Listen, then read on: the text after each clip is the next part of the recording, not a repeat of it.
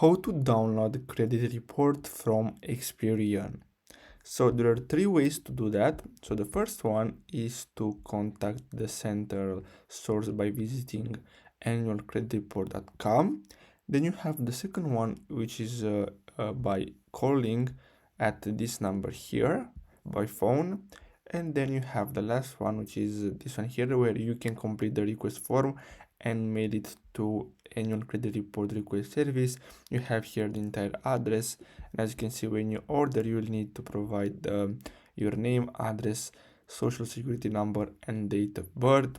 To verify your identity, you may need to provide some information on your credit report, such as the amount of your monthly mortgage payment. So basically, that's all you have to do in order to download the credit report from Experian. I really hope you found this video helpful.